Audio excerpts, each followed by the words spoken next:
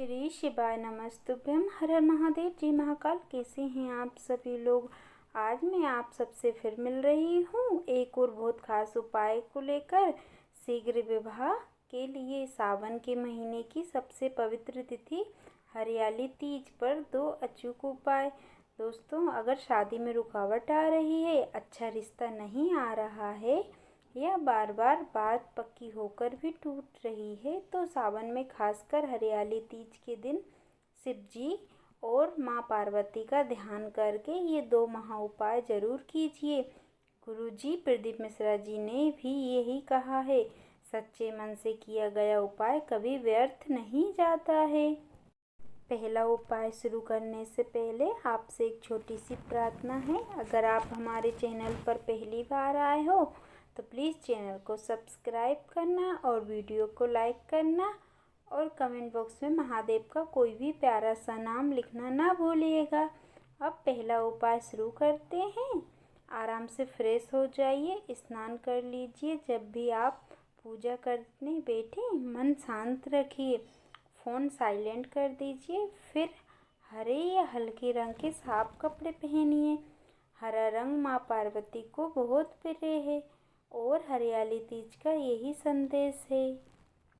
जहाँ आप पूजा करेंगे, जमीन पर आसन बिछा लें या कुर्सी पर आराम से बैठ जाएं। सामने शिवलिंग की मूर्ति या फोटो हो, फिर मंदिर में शिवलिंग हो तो और अच्छा। अब पहले उपाय के लिए ये चीज़ें तैयार कर लीजिए। आपको हरी दुर्वा चाहिए, हरा बेलपत्र चाहिए, बेलपत्र कहीं से कटा पिटा ना हो, हरे रंग की मिठाई जैसे पिस्ता, बर्फी, पान आदि, और साथ में ही आपको हरी चूड़ियाँ चाहिए होती हैं। हरा फल जैसे अमरूद या नाशपाती, कुछ भी। इन 5 चीज़ों को एक थाली में सजा कर रख लीजिए। अब हाथ जोड़कर शिव जी को मन में प्रणाम कीजिए और आपको बोलना है, हे भोलेनाथ, हे माँ पार्वती, कृपया करके मेरी शादी की राह आसान कर दो, योग्य वर या वधू का योग बना दो। इतना बोलने के बाद सबसे पहले आपको दुर्वा शिवलिंग पर रखिए, फिर बेलपत्र चढ़ाइए, फिर आपको हरी चूड़ियाँ चढ़ाइए, फिर हरी मिठाई चढ़ाइए। इसके बाद आपको हरा फल जो लिए हैं आपने वो चढ़ाइए। हर बार चढ़ाते समय मन में यही प्रार्थना कीजिए, मेरी शादी जल्दी तय हो जाए, सारी बाधाएं दूर हो जाएं। इसके बाद आपको एक दीपक जलाना है और शिवलिंग के सामने रखिए। दीपक जलाकर आपको उसके सामने 11 बार ओम नमः शिवाय का जाप करना है। फिर शिवलिंग के चारों ओर 3, 5 या 11 परिक्रमा कर लीजिए, जितनी मन से हो पाए। अब थोड़ी देर आंखें बंद करके शिव जी और माँ पार्वती का ध्यान कीजिए। अपनी शादी की कल्पना कीजिए, जैसे आप अच्छा हो रहे हैं, आपके घर खुशियाँ आ रही हैं।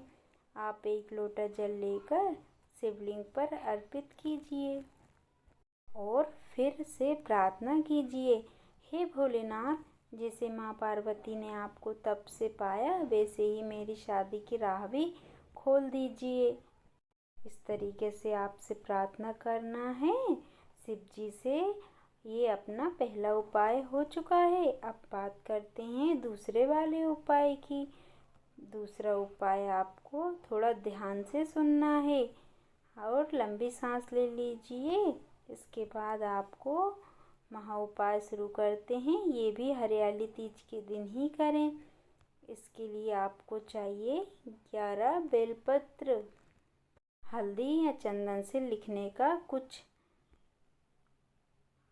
फ्रेश होकर बैठिए, बेलपत्र अपने सामने रखिए। हर बेलपत्र पर शिव जी का एक एक नाम लिखिए, जैसे शंकर, शंभु, नीलकंठ, भोलेनाथ, महादेव, गंगाधर, विश्वनाथ, महेश, केदारनाथ, महाकाल। अगर लिख ना सके तो मन ही मन सोच भी सकते हैं।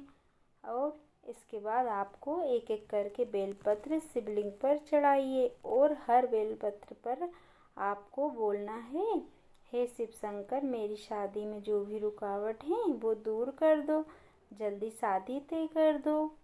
जब सारे बेलपत्र आप इस तरीके से चढ़ा दें, तब दोनों हाथ जोड़कर गहरा प्रणाम कीजिए। इसके बाद आपको 11 बार ओम पार्वते नमः का जाप करना है। फिर शिवलिंग के चारों ओर कम से कम 3 परिक्रमा लीजिए। फिर एक लोटा दूध या जल चढ़ाइए और अपनी मन की बात शिव जी से बोलिए। आप जल भी चढ़ा सकते हो, अगर आपके पास दूध है तो आप दूध भी चढ़ा सकते हो। ये चढ़ाने के बाद आपको चुपचाप बैठिए और आंखें बंद कर लीजिए और मन ही मन सोचिए कि आप सब ठीक हो गया है, मेरी शादी जल्दी तय हो गई है। आपको मन में अच्छे विचार लाना है। इसके बाद आपको ये उपाय करते टाइम कुछ ज़रूरी बातों का ध्यान रखना है, जैसे उपाय के दिन गुस्सा बिल्कुल ना करें और किसी से भी झूठ ना बोलें। शिवलिंग पर कभी भी आपको तुलसी नहीं चढ़ाए। बेलपत्र भी कहीं से कटा पिटा नहीं होना चाहिए। और आपको खास करके ध्यान रखना है, श्रद्धा और विश्वास सबसे ज़रूरी है। आपको शक नहीं करना है। शक करने से शिव जी इच्छा पूरी नहीं करते हैं। मुझे पूरा भरोसा है कि भोलेनाथ मेरी ज़रूर सुनेंगे, माँ पार्वती मेरी ज़रूर मदद करेंगी।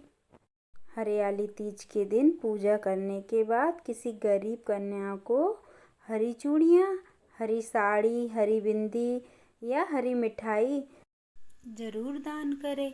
अगर आपको हमारी वीडियो अच्छी लगी हो तो प्लीज़ वीडियो को लाइक करना, चैनल को सब्सक्राइब करना ना भूलिएगा। श्री शिवाय नमस्तुभ्यम।